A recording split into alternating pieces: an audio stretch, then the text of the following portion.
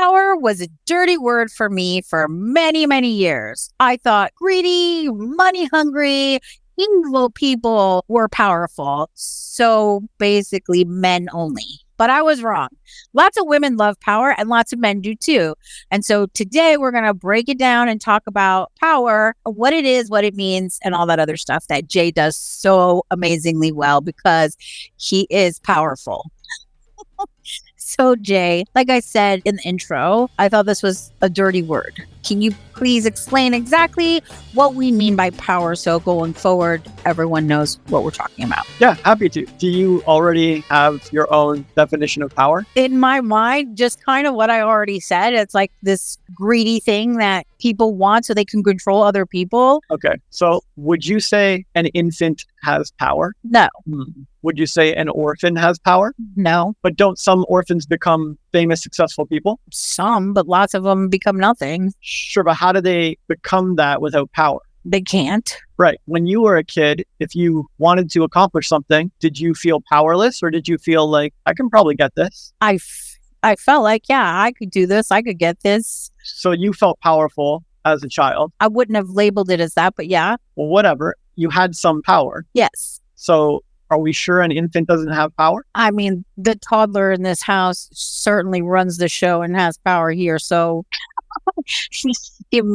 yeah, okay, yeah. Well, it's just questions, just questions to ask, to think about. If you study or Google any of the power gurus, usually they'll say that power is the ability to influence others, which is an okay definition because an infant or an orphan can sometimes influence others. So they have some power. Yes. Whereas a world leader might have more influence and more power. But to me, that's like saying a hermit on a mountain doesn't have any power, or a Buddhist monk or Tibetan monk isolated in a monastery doesn't have power. And I don't know if that's true. Like, are they less powerful because they don't influence so many others? Like, is the definition of power always related to others? Does it have to be related to others? I thought it did. But since you and I met, you talked a lot about of feminine power and empowerment and being self-empowered.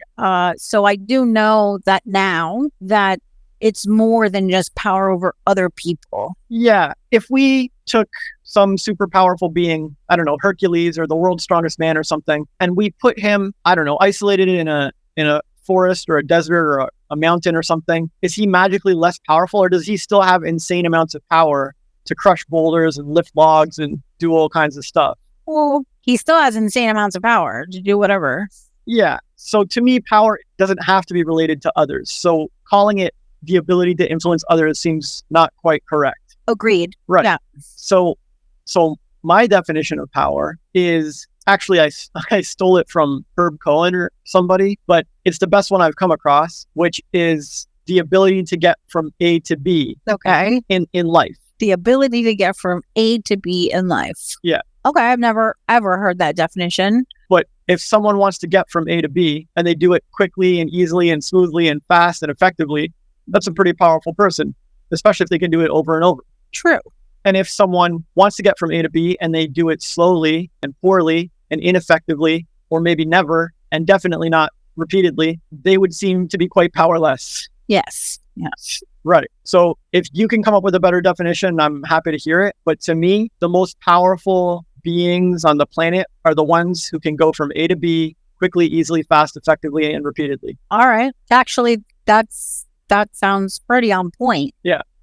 I'm like sitting here with my mind blown a little bit because this is not something I ever considered or thought of before. So thank you. I love when you teach me new things. Yeah, I'm happy to. And to me, that definition doesn't seem to be good or bad. Like, it just seems. Yeah. Useful. Yes. I like that definition because immediately before, the feelings I had over the word power, it felt bad. It felt wrong. And so every time you talk to me about being empowered or empowering other people, there was always a drop of this weirdness within me over it. So, well, if we swap out empowered for increasing a person's ability to get from A to B, yeah, is that such a bad thing? No, I'm excited and psyched and all the feel like there's no None of that weird, like, yeah, but,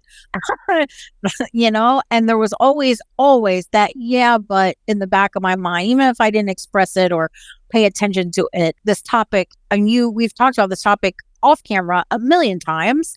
And we never talked about the definition or what it means or my, yeah, but about what it was for me. So this is much better. I like the idea of helping someone going from A to B. Right. And it's common for people to not be comfortable with power because power is a tool, right? It's like a vehicle to get you from A to B. Right. And so a tricycle can get you from A to B, but so can a stealth bomber. True. One of them has a lot more power than the other. And the one that's more powerful is a lot more dangerous. Right. I'll put a toddler on a tricycle, but I'm not going to throw them behind the cockpit of a stealth bomber. Right. Because why? What's going to happen if I put them there? Well, they're not going to be able to do the thing. Like, well, if they press random buttons in a plane, what's going to happen? Crash and burn. Yeah. It's dangerous AF. Yeah. Even if they don't get off the runway, they might hit the ejector seat or something. Yeah. Fair play. Well, whatever. Like, there's a reason we keep immature, unlearned, irresponsible children away from heavy machinery. Yes. Because sure, the heavy machinery is super powerful and it can get you from A to B super fast, but it also takes more wisdom to operate correctly and not harm yourself or others. Yeah, that's true. Yeah. Right. And so a lot of people would just rather avoid power entirely. Like, they just don't want to be around heavy machinery. To me, it was always a boy thing too. Like, well, whatever. We can get into gender in a second, but the point is, a lot of society avoids power, and they'll come up with a ton of excuses as to why. Mm-hmm. But a lot of times, they're just afraid they're going to hurt themselves or someone else. Yeah, or maybe they don't know how to. Like, they don't know how to use anything powerful, really. Sure. And for the same reason, they're afraid to hurt themselves or others. Yeah, that's what I'm saying. A lot of it comes down to fear. Would you say it's you have... Scary word. Well, not to me. To me, it's a neutral word. Now, to me, it is. But before, it felt scary. And so if you don't know how to use it, you don't know how to, fly the plane or use the heavy machinery, then it's scary. Like, if there's a bulldozer in front of my house and you're like, move it. I'm like, what? No, I absolutely not. I would be terrified. Sure. So, yeah. Yeah, but you see it with everything powerful. When people invented fire, that was a huge power move for society. It opened a lot of doors for our civilization's power. Right. But I'm sure some people were scared of it. Oh, heck yeah. You get burned once and you're like, I'm never touching that again. Yeah, that's true. Sure. And then we come up with nuclear energy, another amazing power move for our civilization. But I'm sure a ton of people are scared of it. Yeah. Right. And now we have AI. And it's a huge power move for our civilization. But I bet you a ton of people are scared of it. They are, yes. Right. And it just mirrors our own attitudes towards anything powerful, like any powerful vehicle or tool. Okay, fair enough. We have a friend. He chops down trees with a chainsaw. He's like a lumberjack. Yeah. And I mean, this is a super powerful thing. Dude cuts through trees like butter. He can landscape your thing and get you firewood and do whatever. Like, just incredible power. But do you want to pick up a chainsaw and take it to a tree right now? No. Afraid you might hurt yourself or someone else? Yes. Well, there you go, right? If we're unfamiliar with a power tool or unfamiliar with a powerful vehicle, we have two options: get familiar with it and use it, or avoid it. I mean, I guess you could delegate it to someone else and let them use it. Fair play. All right. And most people choose avoid it. A lot of us, maybe all of us, are born with superpowers, our own genius talents. But almost everybody hurts someone once with it. Like, oh, I lost a friend in school when I did that. Or, oh, I felt like a bully when I did that. Or, oh, I hurt someone's property when I did that. And so then that's it. They got burned once and they're never using their power again. Yeah, that's true. I've felt that way about my own superpower. Sure. So then you live a crap, small life, shitty life, like sleeping on your superpowers and your talents and wondering why life sucks. Well, life sucks because you won't use your power tools or your vehicles or the things like nature has blessed you with. Right. A hot girl like seduces the wrong guy or gets in an abusive relationship or accidentally hurts her girlfriend's feelings or makes somebody jealous or something. And they're like, oh, that's it. I'm covering up forever. Yeah. It's like, yeah. Well, okay. But like, you have some God-given superpowers there and you could use them to do a lot in the world. But sure, you want to just cover up and never use them again. That's fine too. Fair play. Because when you hurt someone with your superpower, you feel like, even though you know it's your own, it's not the same as like the bulldozer example, but you know that if you're not careful, this can get out of your control and you can hurt other people. And it's the same thing. Like, I'm afraid to hurt people with the bulldozer. I'm also afraid to hurt people with my superpower.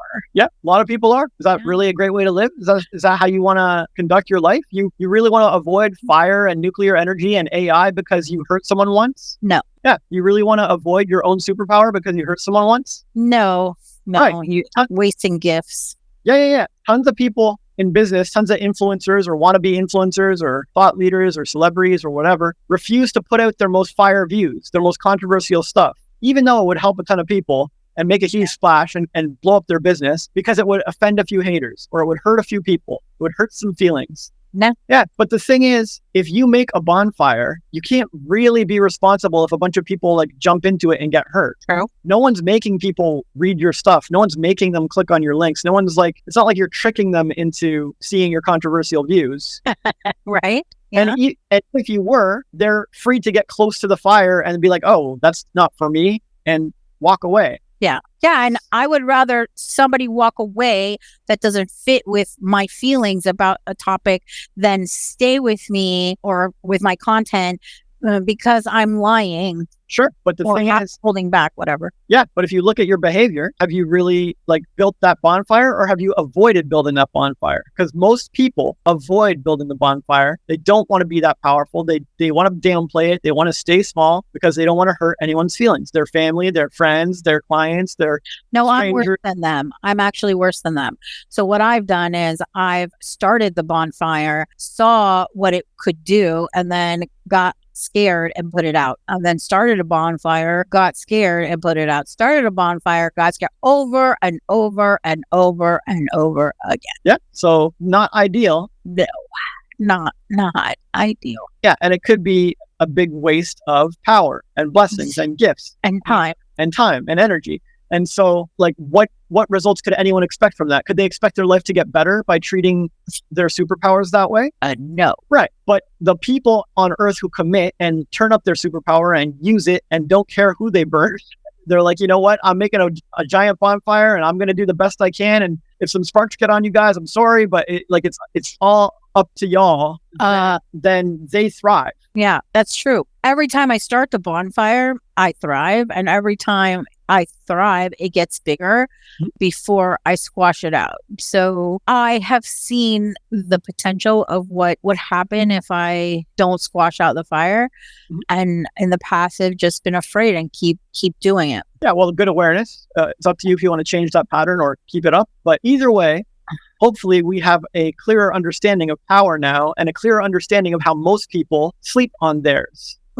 Yes. And it doesn't just have to be controversial views. Maybe you sleep on your power of boobs, or maybe you sleep on your power of working out or something, or going to the gym because you don't want to make people feel less than or embarrassed, or you don't want to show off. Or maybe you're sleeping on your power of being a chess master. Yeah, playing chess. Or maybe you're sleeping on your power of calling people out or correcting people because you don't want to look bad or hurt feelings or whatever. Like, there's so many superpowers that every human being is blessed with. Hidden ones, invisible ones, intangible ones, bright ones, different colored ones, a variety of them. Some that are combinations, some that are single focus, some that are jack of all trades. There's all these superpowers that people turn down moment by moment. A chance comes up to use it and they play small. A chance comes up to speak out and they shut down. A chance comes up to self-promote and own their shit and claim their thing and broadcast what they do and what they're good at. And the long and short of it is they sleep on their power and put it away.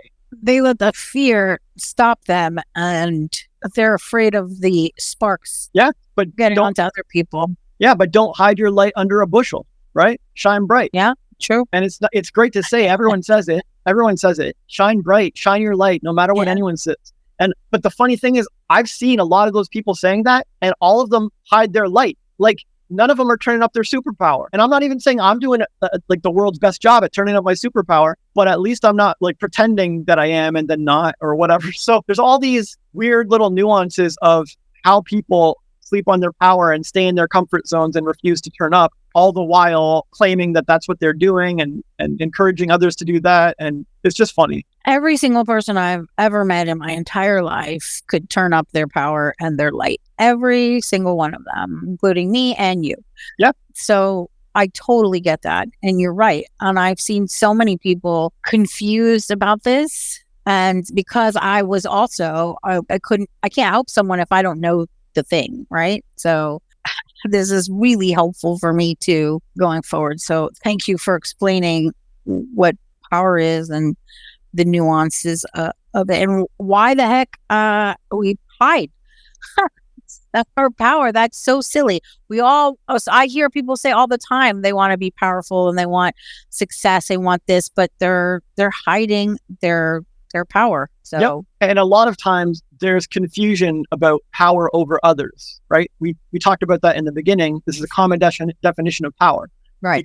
Because most people think power means power over others. Yes. But that doesn't have to be true. The power to lift a mountain because you're super strong is not power over others. It's just power. True. Right? Jesus had a lot of power. Yeah. He had the power to build a giant legacy and leave a legacy and start a movement and a cause and cure all these people and heal all these people and uplift and help and aid. And it'd be weird to label that as power over others. It's not how he conducted himself. No, and any Christian or Catholic or actually religious person would say the same thing. Like, no, he didn't yield power over anyone. Yeah. So that would be weird to say about him. So sure. Whereas Genghis Khan might have had a lot of power over others and used his power over others in pretty harsh, abusive ways. Yeah, agreed. Then you could look back to Gandhi, like a peace-loving dude, free will-loving dude, not really judgmental kind of. I mean, but he wielded a lot of power. Did he have power over others? I mean, maybe they gave him power over them, but he didn't really take it. Or, you know what I'm saying? Like, what is this power over others thing people get all bent out of shape about? There are great men who have taken the world to amazing places just through love and kindness and using power well. And we all look up to them. So none of them were saying, hey, y'all should play small. Like, if there are role models, then we should all be powerful. Like, be powerful like Jesus, be powerful like Gandhi, be powerful like Buddha. Right. Like, the thing is, for some reason, people think power has to mean power over others. I think because a lot of times in movies and in media in general, the power over others is really emphasized. When you look at like even politics, or talking about, the power over our rights and when Roe versus Wade was up again, like the power over women's bodies. And so I think a lot of times this is why automatically most people think of power of something over other people because of so much in the media. And it's just, I mean, yeah, that's part of it, but you teach a lot of self-empowerment and self stuff. So now I need to change my thinking on this word, because even when you just said it again, the feeling was less of like, but it was still kind of there, and when I think of power, I automatically think of people controlling others. Yeah, like Ursula in The Little Mermaid, or yes, or The Matrix. Yeah, or Trump or Biden manipulating elections or whatever they're doing. Yes. Sure, I'm not saying bad uses of power don't exist. There are women who look super beautiful and then just use it to be homewreckers and just go around destroying a bunch of families. Mm-hmm. Yeah, but there are also super beautiful women who share their light with everybody and conduct themselves well and maintain integrity and are just using their beauty well. Yeah. Yeah, there's Genghis Khan and there's Jesus. I mean, I wonder if we did a survey and asked like 100 random people what they like, how they define or what they thought of power, if it would all go towards power over other people. Yeah. Because you just said something interesting to me. You mentioned the power of beauty, right? And so this is a really, really intense thing. Pretty privileged, and I have like a tiny drop of it. I can't imagine like the supermodels out there, the super hot people, because I enjoy it, and I only had a little bit. So it's actually quite a powerful thing. But it doesn't come to mind. This whole conversation, not once did the power of beauty come to mind, even though I'm obsessed with improving my looks and all these things, especially lately. Well, I talk about it all the time. Right. And it did not even cross my mind just now. Since we met, I've been encouraging you to use your beauty because it's power. Yes. And it's God-given power, and you should use it wisely. And it doesn't mean you have to turn around and become an OnlyFans model or something. No. I'm just saying there's a way to use power well and a way to use it poorly. And the same goes for sexual power, sexual energy. Like sex power is even more, right? Beauty is a taste of it. Yeah. But you don't even have to be beautiful a lot of the times, and you can use the power of sexuality. So the thing is, are you using it wisely and well? Are you using it to help the world? Are you using it in service to others? Are you using it with a clear conscience? Are you at peace with how you're using it, you know? And even just being at peace with how you're using it might not be enough. I'm sure Genghis Khan was at peace with how he was using power, but the dude was like torturing and destroying and killing everything in his path. But, you know, he probably, in his mind, he probably justified it as I'm looking after my empire, my team, my family, and I take care of them and I mow down everybody else. So, and one of the biggest powers of all is just words, talking, communicating. Words are powerful. Communication is super powerful, and everyone's doing it and everyone's using it all the time. And you have been since you were a little kid. And if you wanted something from mom or dad, you would bribe them, you would threaten them, you would tantrum them, you would manipulate them, you would do everything you could to get what you wanted. And a lot of times you succeed. A lot of times they'd give in. Fine, here, take this, leave me alone. And that would just encourage you to bribe and threaten and manipulate more because it worked. It got you what you wanted. It got you from A to B. And so you started to realize as a kid, this is power. Words are power. Manipulation is power. If I can sell or influence someone on my idea and they buy in, that's a win for me. And so then you want to convince mates to go out with you and crushes to date you. And then you want to convince clients to buy from you. And so everyone is selling all the time. To sell is human. And so we're all out there trying to manipulate one another, and people get mad about it, but you shouldn't, because it's human nature. It's like getting mad at a beaver for chopping wood or whatever, getting mad at a eagle for flying or hunting rabbits or something. Like, what? It's just natural. It's never going away. Yeah, that's true. That's true. Good point. We have speech for a reason, but even cavemen were probably trying to manipulate and influence each other with hand gestures and grunts. Like, well, even the word power is powerful. Like was in the beginning saying it, because words are powerful. Language is powerful. The language of the word power is what stopped me from so many things, right?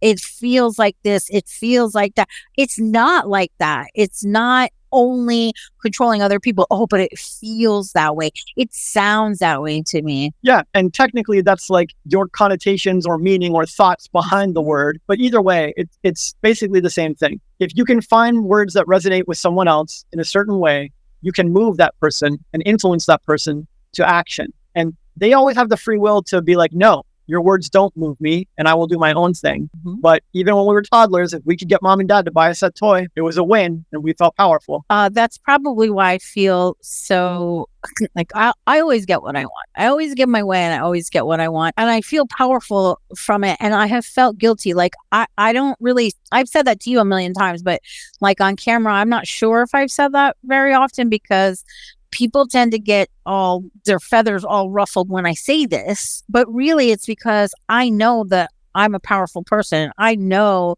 that I'm a great persuader. I know that I can, and people aren't going to like this word, but it's true, that I can manipulate people and things and experiences to have what I want. I've done it my entire life. But because my parents gave in at the early age, it gave me confidence growing up that it would always be easy for me.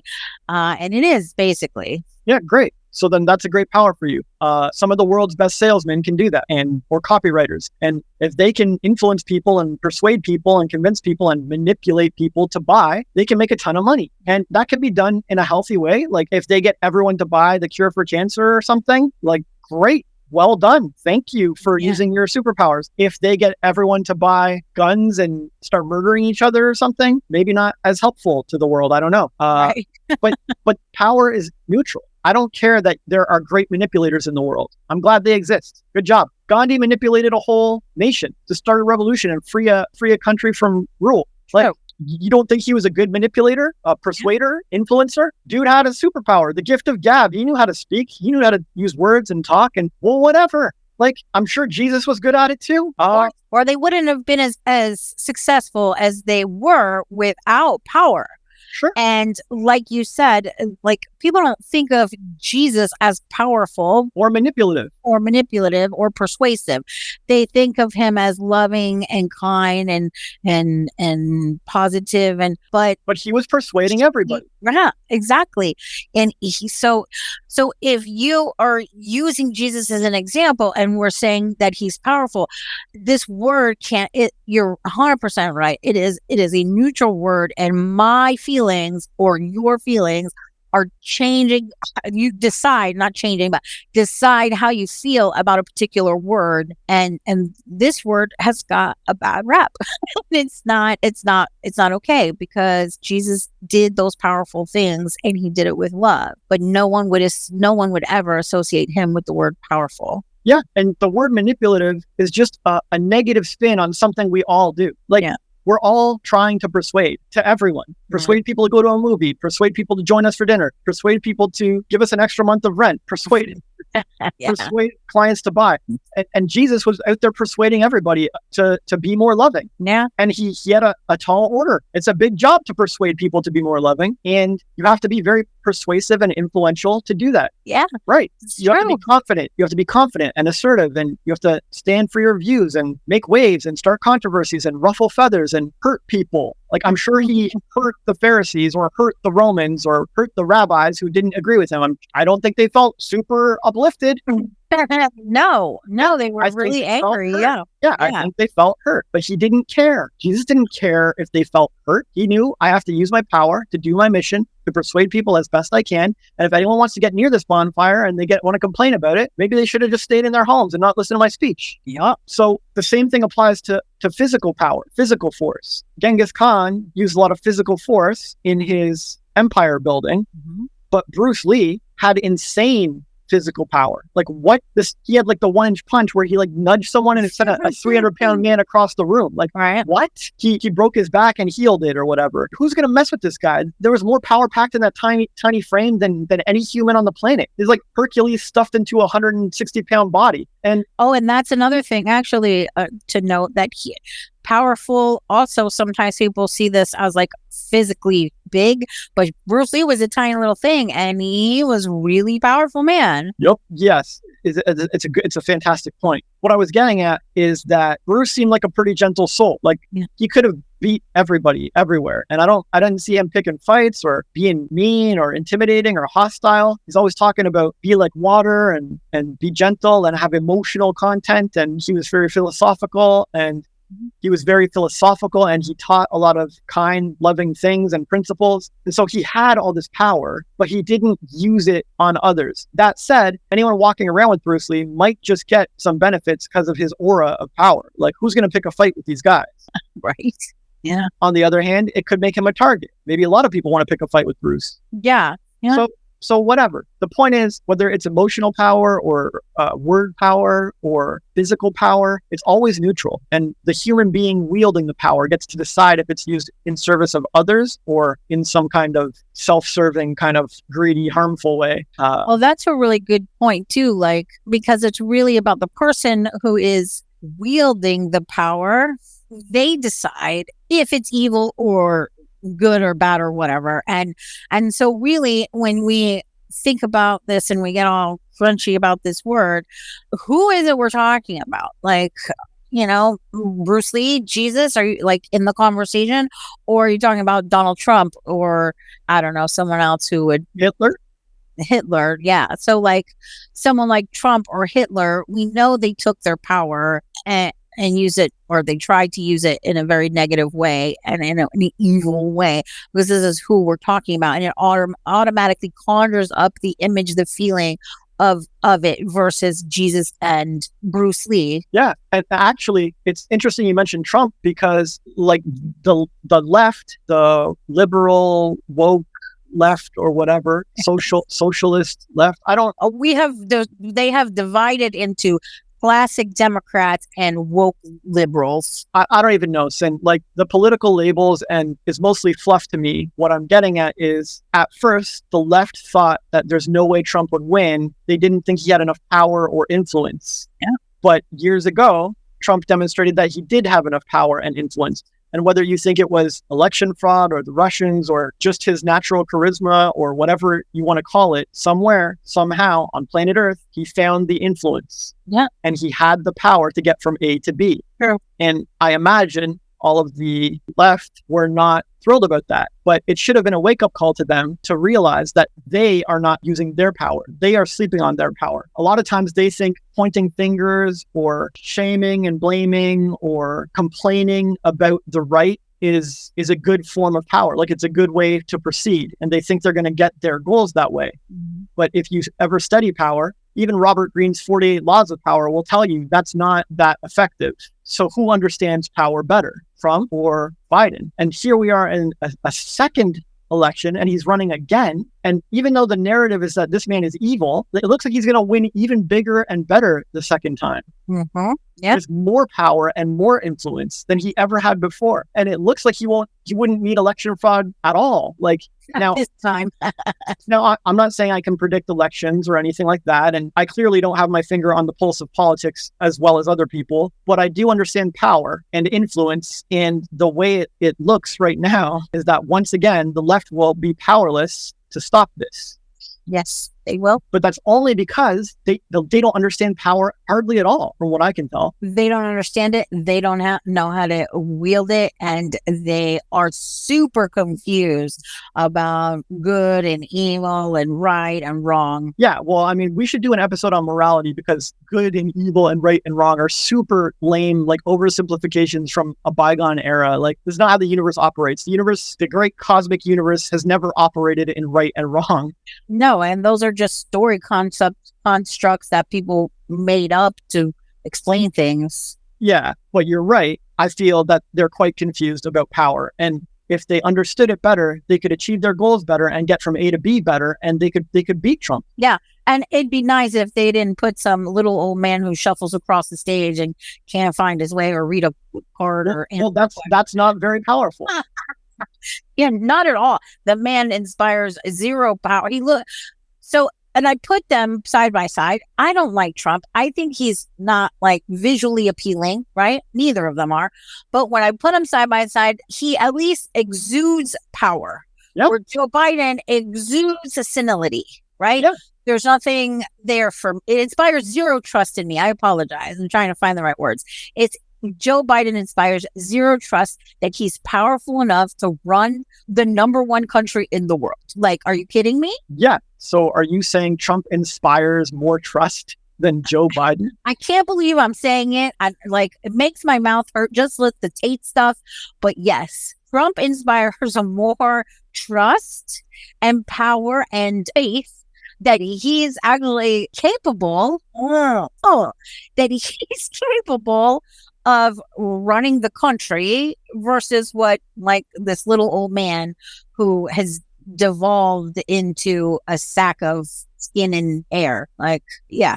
And for once, I can't even believe it, but yes, Trump is inspiring more trust, faith, and belief in me. Right. So that's a clear example of how power works. Do people follow power? Yes. Do you and your girlfriends seek a powerful mate or a powerless mate? A powerful mate. Right. I'm laughing because when we were young, we wanted powerless ones so we could tell them what to do, but we're all divorced. Yeah, no one wants to be around a powerless person. It feels uncomfortable. It's not pleasant. Nope. And so does a nation want to vote for a powerless man who's falling apart? No. Right. So it's just another example of persuasion and influence and manipulation. Like, if you want to inspire a nation to vote for you and have confidence in you and follow you, you should probably not conduct yourself the way Biden does. You should lean more towards Trump's kind of way, or Gandhi's, or Jesus's, or Buddha's, or even Genghis Khan's. Like, you should tap into some power somewhere. Turn up. If my choice to vote was Genghis Khan and Joe Biden, I would still vote for Genghis Khan because he inspires more feelings of this man is powerful and he can run this nation. Yep. Or a homeboy just looks like he wants to take a nap. So well, he did. His power grew the biggest empire the fastest out of like any ever or something. Exactly. And Joe Biden, his administration has just given Like, anyway, I digress. Yeah.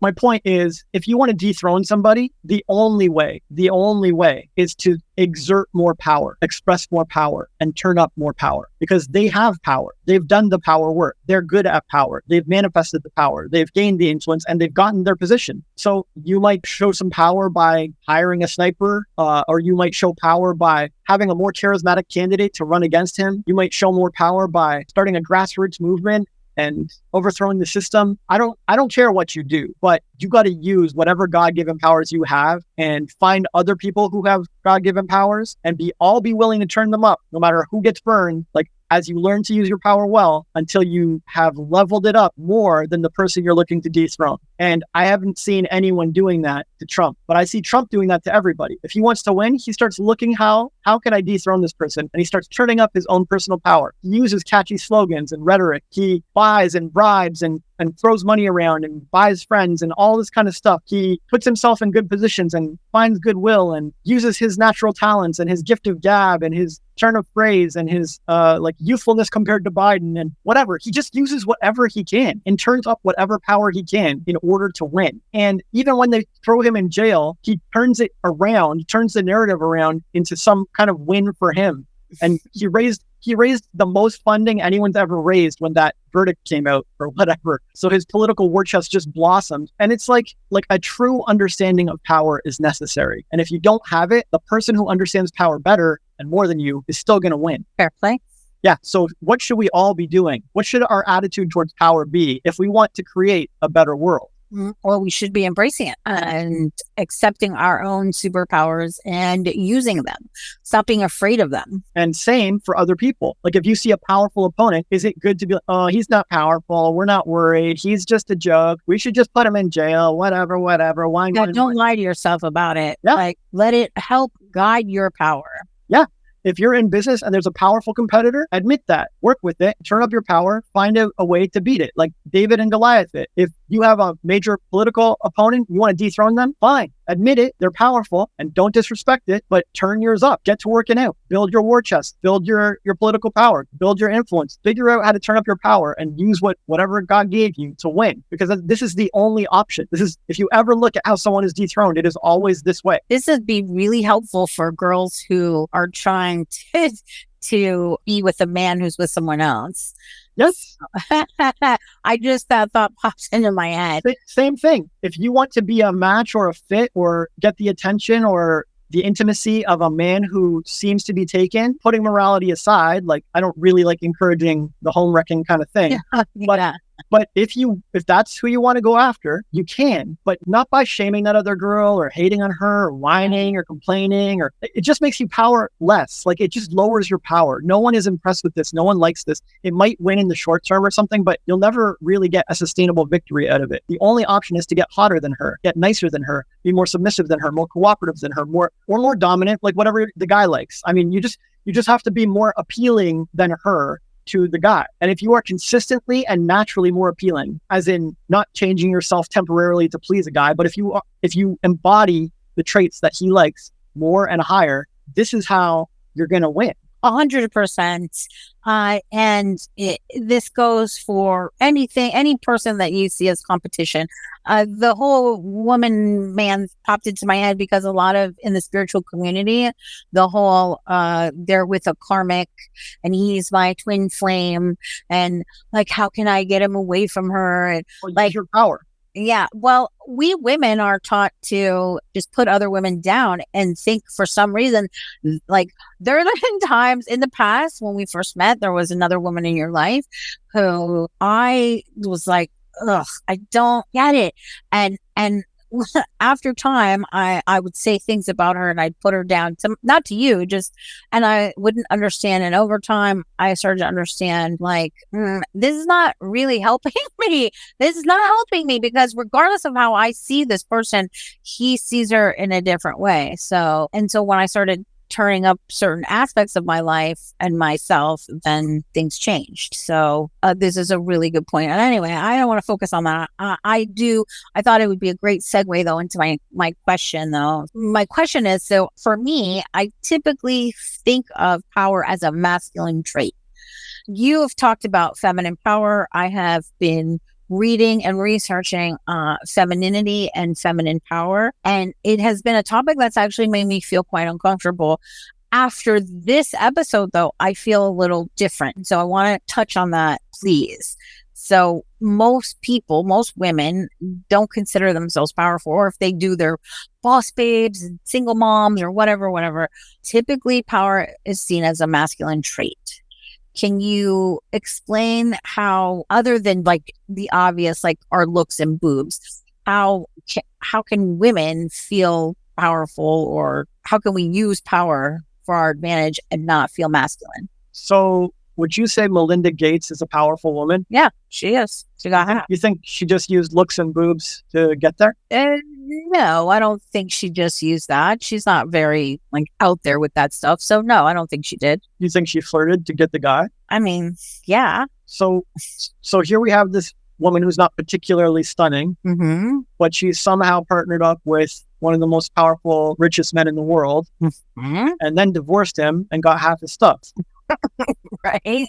Regardless of whether you think it's okay or morality or right or wrong, or the system shouldn't work this way or whatever you call it, is that not a powerful journey? I mean, yeah, that's pretty powerful. Yeah. Can you think of some people who might want to swap places? Yeah. I can think of a few. Yeah. Yeah. So if you sat down and chatted with her about power, what do you think she would say? She would probably say you're a woman and you're powerful and blah, blah, blah. But I don't know. I mean, she's as a powerful person, people know her name. She's maybe not a household name, but pretty close. The Bill and Melinda Gates Foundation? Yeah, that's pretty household. Yeah. And he's one of the richest billionaires in the world, and she got half. Yeah. So she would probably tell other women that they can do it too. And they're powerful too. Right. But if you talk to her back when she first met Bill, what do you think she would have said? Was Bill even famous back then? Did he even have windows? How young were they? Yeah. Like they were super young. They were in college. Right. And she wasn't the world's hottest woman, but she was probably a catch. Yeah. So then people might have said, yo, you're out of his league even. Like, why are you with this guy? Or he's a dork, or he's not. Yeah. So she probably used a lot of her feminine beauty to hook him, not with the intent of I'm doing this because he's gonna be super powerful. Just I like this guy, he's cute, and I'm gonna flirt with him or whatever. Is it possible she saw potential and was like, I bet if I help him, I can inspire him to create great things and we can be rich together? Yes. Like, is it possible she thought he has a good mind for computers and business, and yes, I bet I can inspire him or move him to create greatness? It might not have been vocalized like that, but I think she definitely, like most women, we see the potential in our partner. Yes. Sure. But like, how do you work with that potential? Do you think she did it by nagging him? No. You think she did it by complaining about him? No. Bad-mouthing him behind his back? No, absolutely not. By being sexually unavailable? No. Right. So you asked, how can women use their power without just looks and boobs? And I'm saying Melinda, when she first met Bill, might be a good example, no? Yeah, I hadn't thought of it like that, but yes. Yeah, she would be a good example. Yeah, but I don't even get why you wouldn't want to use your looks and boobs, because for me, I look around and if I'm a soul coming to the world and I chose to incarnate into a body, or like nature or life randomly gave me a body or whatever you call it, I'm looking at it for what it can do. What kind of power does it have? Oh, I'm a guy. I can lift things. I can put in long work days. Like, I'm going to build a business. I'm going to lift some stuff. I'm going to do what I'm good at, what I'm clearly made for, what I'm like blessed with. And if I came to Earth with looks and boobs, I'd be turning those up. Let me use those. So I have recently been looking at a lot of people who agree with you, who say the same thing. I watched logical sin. Like it's insane. Why would an eagle not use its wings? Why would a skunk not use its pheromones? Like, why would a guy not use his physical vitality and physical strength, or his wisdom, or sharp mind, or business acumen or something? Why would a woman not use her curves, or her softness, or her appeal, or her inspiration, or her muse-like nature, or whatever, Like, it's just logical. It's insane to be sitting on these gifts that nature has given you and refuse to use them, to sleep on them, to play small, to turn them down, or to act like, oh, they hurt someone once, I'm never using them again. It's just ridiculous. Well, this is what part of my point of the question is, because we are taught that we are less than a lot in our growing up. We are taught that we should be quiet and that I'm no, definitely not by you. Like, this is why I had a complete change when we met, because all the things I was taught, you were like, that's all BS. And so we're taught that we have to be quiet and behave and be modest, and don't you dare tempt a man, and don't you dare like use your sexuality for anything, and don't weaponize beauty. And these are all the things that we've been told. So then when we realize that they're powerful, we want to hide them because, oh my God, this is bad. This is horrible. I better not or hurt everyone or like ruin some man's life because I showed my boobs or whatever. And so this is why so many people struggle. This is why it's taken me such a long time to admit even that I'm powerful. I mean, I'm not super hot, but what I have is pretty powerful already. And so I'm researching all this stuff. I'm researching feminine power and how women use their femininity to get what they want. And it's constant, the comments and videos and stuff that I see, it's constant put downs of women are doing the wrong thing. You're horrible. You're evil because you're teaching other women to uplift themselves and be beautiful. I watched a woman go off for an hour and 30 minutes without pausing about all the different aspects of the face and how powerful each one is. And you are a powerful woman, and screw all those people. And who cares? Like, but there's so few people out there talking like this and teaching things that you do, and that our looks and our way, our nurturing and our feminine ways are powerful. Yeah, absolutely. Bat your lashes, bite your lip. Like, these things can do a ton of stuff. They have a ton of power. Oh, they're easy. They come naturally to you. Great. Then you have effortless power. Like, I can open a pickle jar easily. So what? Like, we're both powerful. Mine's in my hands, yours is in your facial expressions, or I don't care. It doesn't matter. Like, people are so weird. If you want to get from A to B in life, what is automatically 100% necessary? I mean, A to B. That's power. Yes. It's power. Yeah. Oh, right. So you have to have it. Yeah. And I don't care where you get it. Like, I'm not here to be picky or to judge you. Like, start figuring out your shit and start figuring out your power. I was just going to say, I think some women just want to be powerful in the same way a man is, with her brain and her ideas and her whatever. Why? An eagle doesn't want to be powerful the way a dolphin is or a whale is. The whale's going to destroy the eagle. Yeah. But who cares? The eagle can fly away. Like, because of all the crap we were told. Like I said, all the crap we're told. I don't want to go over that again. I'm just saying. Yeah. I'm saying we all got to ask ourselves, why am I doing this? Why am I trying to be something I'm not? Why am I trying to have power the way someone else has power? Why don't I have power the way I have power? You can have power like a man. Margaret Thatcher she took voice training to lower her voice, and like, she was a powerful woman in politics who was basically like a man. Mm-hmm. But Marilyn Monroe and Cleopatra were both super powerful too, and they looked hotter. Like, yeah, that's true. So, whichever suits you. I don't care if you want to be Margaret Thatcher or Marilyn Monroe, but you should really take a hard look at your life, find out where your power lies, and start using it. True. Yeah. I don't want to be on a planet or a world with a bunch of powerless noobs who like sleep on their power. I don't want my team full of people who are like, oh, I'm scared of hurting people. Like, what? I want someone who can operate heavy machinery. I want someone who can fly a stealth bomber. I want someone who can make a fire and not worry about it. Like, everyone's going to get burned sometime, man. That's part of life. Like, can we get over it? So then what about the people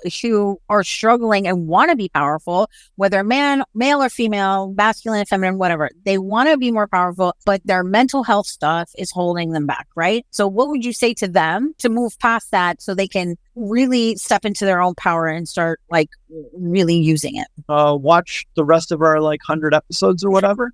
Fix your mental health first. Your mental health. Okay. Well, meditate on power. The reason they have all these blocks is because they haven't sat with the topic.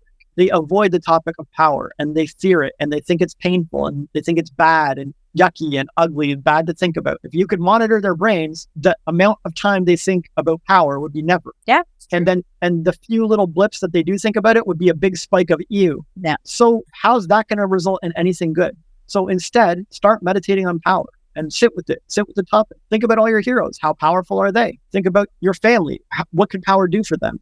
Think about your job and your career. What would power do for that? How do you want to go from A to B? Are you going to need power? Is there anything wrong with fire or the printing press or nukes or AI? Is there anything wrong with heavy machinery or bulldozers or stealth bombers? Or are these things allowed to exist? Are they powerful vehicles to help get us from A to B? Like, think about it, meditate on it, see what kind of life you want to live, and at least still get more familiar with the topic of power. Maybe stop being so cray panicky about it. Well, I think this whole episode, that right there, that's the clip. That's a great clip because it talks about mental health and power.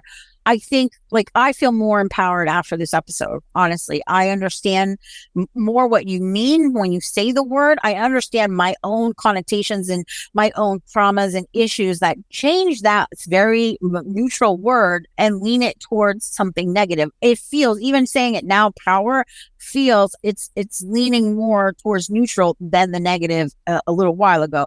So the more I sit with this in practice, the more I'm going to feel better about this word.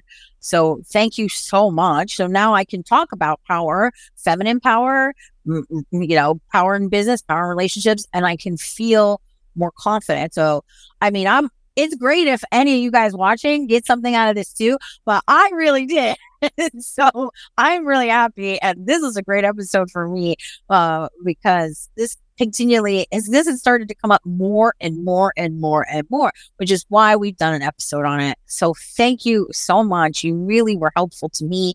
And I know the audience, and I normally do a lot of this stuff for them and ask questions for them, but this was really mostly for me. So thank you. I appreciate you. My pleasure. I appreciate you. And something, though, that is super powerful is our book. It's called Eyes Wide Open, Volume 1. It's super powerful and will make you feel powerful. In it, it's full of 27 pages of amazingness, written by Jay, edited by me, beautiful artwork, and it is the world's first self-help coffee table book, for real. If you Google it, you won't find another one. And it's beautiful. And it's yours. It's for free. Go to eyeswideopenfree.com and get your free PDF copy. And you'll sign up for our newsletter.